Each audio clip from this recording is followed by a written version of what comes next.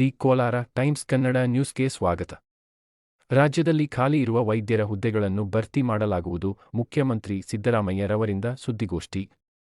ಬೆಂಗಳೂರಿನ ವಾಣಿ ವಿಲಾಸ ಆಸ್ಪತ್ರೆ ಹಾಗೂ ಟ್ರಾಮಾ ಸೆಂಟರ್ಗೆ ಸಿಎಂ ಸಿದ್ದರಾಮಯ್ಯ ಭೇಟಿ ನೀಡಿದ್ದಾರೆ. ಈ ವೇಳೆ ಮಾಧ್ಯಮದವರ ಜೊತೆ ಮಾತನಾಡಿದ ಅವರು, ವಾಣಿ ವಿಲಾಸ್ ಆಸ್ಪತ್ರೆಯಲ್ಲಿ ಒಂದು ದಿನಕ್ಕೆ 40ಕ್ಕೂ ಹೆಚ್ಚು ಹೆರಿಗೆಗಳಾಗುತ್ತವೆ. ಬೇರೆ ಬೇರೆ ರಾಜ್ಯದ ಜನರು ಇಲ್ಲಿ ಚಿಕಿತ್ಸೆಗಾಗಿ ಬರುತ್ತಾರೆ ಎಂದರು. ಮಾಧ್ಯಮಗಳ ಜೊತೆ ಮಾತನಾಡಿದ ಅವರು, ರಾಜ್ಯದ ಆಸ್ಪತ್ರೆಗಳಲ್ಲಿ ಖಾಲಿ ಇರುವ ವೈದ್ಯರ ಹುದ್ದೆಗಳನ್ನು ಭರ್ತಿ ಮಾಡಲಾಗುವುದು ಎಂದು ತಿಳಿಸಿದ್ದಾರೆ. ವರದಿ ಸಲೀಂ ಪಾಷಾ.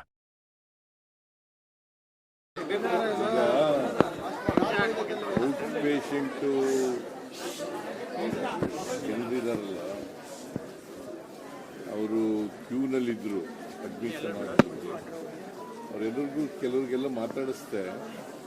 ಬಟ್ ಅವರೆಲ್ಲ ಹೇಳ್ತಾರೆ ಡಾಕ್ಟ್ರುಗಳೆಲ್ಲ ಚೆನ್ನಾಗಿ ನೋಡ್ಕೊತಾ ಇದ್ದಾರೆ,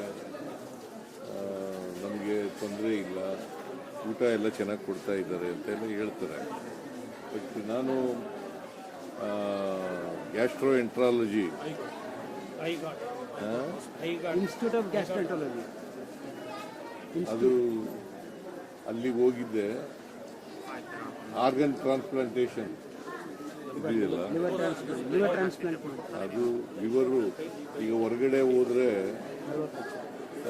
40 ಲಕ್ಷ 30 ಲಕ್ಷ ಹಿಂಗೆಲ್ಲ ಆಗ್ತದೆ. ಸೊ ಇಲ್ಲಿ ಫ್ರೀಯಾಗಿ ಮಾಡಿಕೊಡ್ತಾರೆ. ಸೊ ದಿ ಡಿಮ್ಯಾಂಡ್ ಈಸ್ ಇನ್ನೂ ಹೆಚ್ಚು ಮಾಡಬೇಕು ಅಂತಕ್ಕಂಥದ್ದು.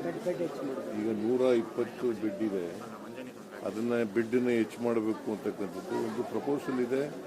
300 ಬೆಡ್ಡು ಹಾಸ್ಪಿಟಲ್ ಮಾಡಬೇಕು ಅಂತಕ್ಕಂಥದ್ದು ಪ್ರಪೋಸಲ್ ಇದೆ. ಅದನ್ನು ಸರ್ಕಾರ ಪರಿಗಣಿಸುತ್ತೆ.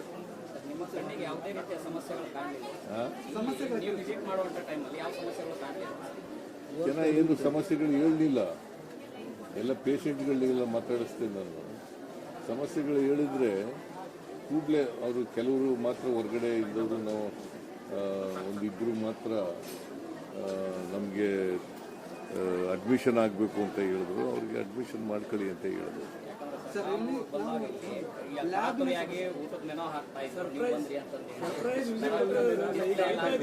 ಇದು ಸರ್ಪ್ರೈಸ್ ವಿಸಿಟ್, ಯಾರಿಗೂ ಗೊತ್ತಿಲ್ಲ, ಬಂದಿರೋದು ಯಾರಿಗೂ ಗೊತ್ತಿಲ್ಲ. ನಾನು ಇನ್ಫ್ಯಾಕ್ಟ್ ಇವತ್ತು ಇದಕ್ಕೋಗ್ಬೇಕಾಗಿತ್ತು, ಕೊಪ್ಪಳಕ್ಕೆ, ಹಟ್ಟಿಗೆ, ರಾಯಚೂರಿಗೆ ಹಟ್ಟಿ ಇದಕ್ಕೋಗ್ಬೇಕಾಗಿತ್ತು. ಮಳೆ ಇದ್ದದ್ರಿಂದ ಅಲ್ಲಿ ಹೋಗ್ಲಿಲ್ಲ.